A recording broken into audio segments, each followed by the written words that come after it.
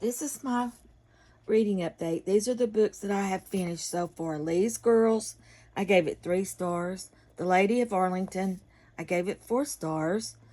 Mrs. Lee's Rose Garden, I gave it 3. The Lady of Arlington, I gave it 3. And the books that I've recently finished, Clara Barton by Stephen B. Oates, I gave it 3 stars, which was generous. The Killing of Crazy Horse by Thomas Powers, I gave it 4 stars. And Destiny of the Republic by Candace Millard, I gave it 5 points. This is my Manifest Destiny book bingo, and I've finished the biography square prompt, The Lady of Arlington. I finished the Cowboy Indian Soldiers prompt, which was The Killing of Crazy Horse, Presidential Politician, Destiny of the Republic, and the Medicine prompt, Clara Barton. So, I finished The Killing of Crazy Horse. This book just ticks you off. It just makes you mad. Poor Crazy Horse. He never had a chance. Never had a chance. It's a Destiny, Manifest Destiny bingo. Like I said, he was the defender of the Black Hills. He was lied to and betrayed by his friends, people. He was stabbed by Soldier Saber after he had already surrendered. He was no threat whatsoever. He was a warrior. This was a detailed and researched story. It kind of jumps around a little bit, and it's hard to keep all the Indians straight. I had to keep going back and looking to see who was who and who was related to who. And if I ever reread it, I'm going to make a list. I would think that would be good to make a list so you can keep all of them straight. Poor old Crazy Horse. He just wanted to be left alone, and they just would not leave him alone. You just are sick at the way he was treated. Very good book. I highly recommend it. The other one I finished was this. Big disappointment. Didn't care for it at all. 3 stars was being generous. It meets the book bingo Manifest Destiny prompt, Medicine. It's a narrative nonfiction, but in my opinion, it's too fictionalized. The author uses feelings and what she was thinking and what she wanted to do and what she thought of others. It's just too fictionalized for my taste. But she was a complex, brave, egotistical, seems to not like other women, and other people didn't like her very much. But she was a dedicated caregiver. She was self-centered, very biased, extremely prejudiced towards the South. But she was highly dedicated to the wounded. And this book got bogged down, I think, in some parts. But if you're interested in Clara Barton, I would probably search for another book to read. And then the other book I finished, I read it as an ebook, Destiny of the Republic by Candace Millard. I gave it 5 stars. Great book. Oh, from the first word to the last word, it is just so good. Poor President Garfield. Words that were used to describe Garfield.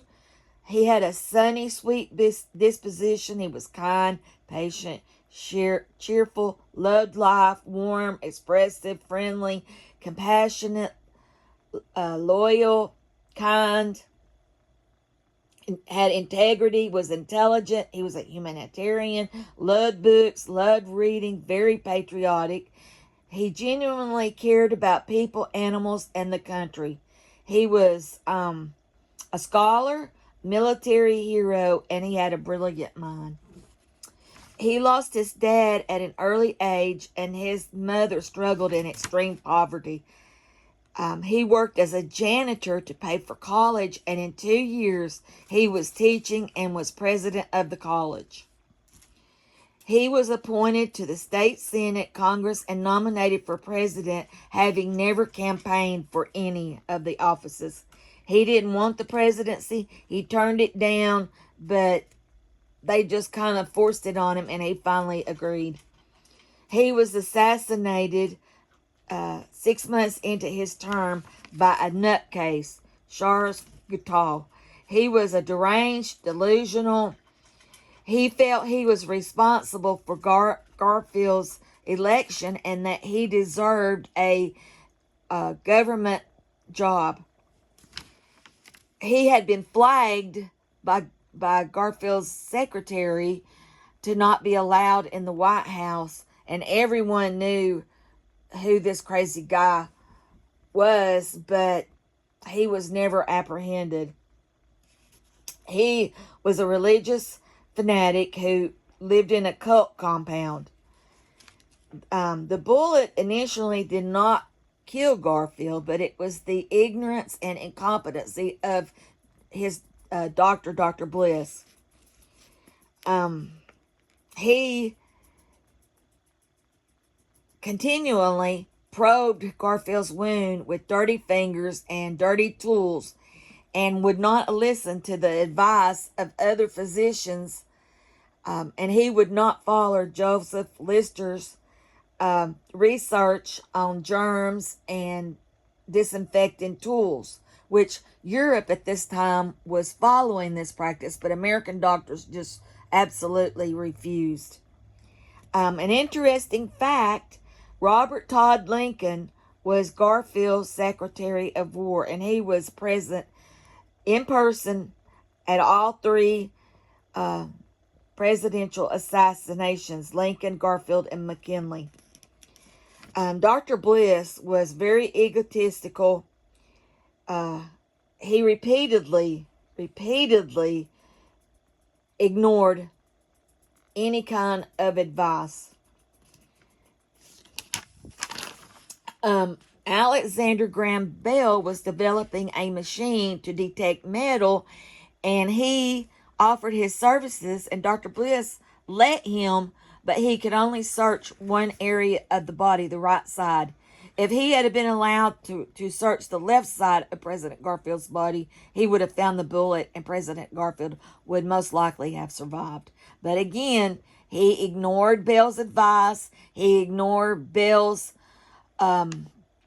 knowledge, and they were going to do what he said, or he was not going to allow Bell to use the tool. Bell successfully found bullets in many patients.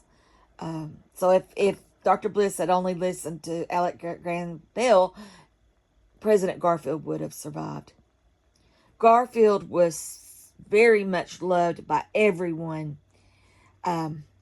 People who were for him and people who had voted against him. He was just loved by everyone. His death united the nation in grief. His wife, Lucretia, built a room in her house for all his papers after his death. It became the first presidential library. His death was such a great loss. What he could have accomplished. He was definitely an extraordinary man.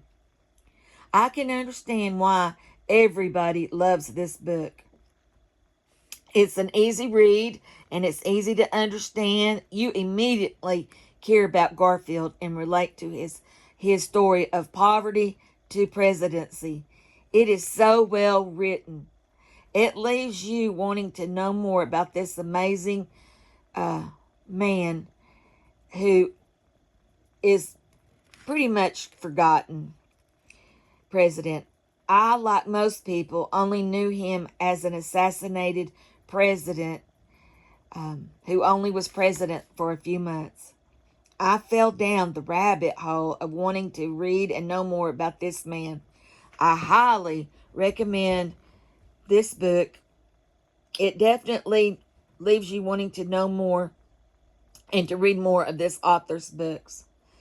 It meets my presidential reading challenge and the Manifest Destiny. Thanks for listening. Those are my books. Thanks for watching. Bye.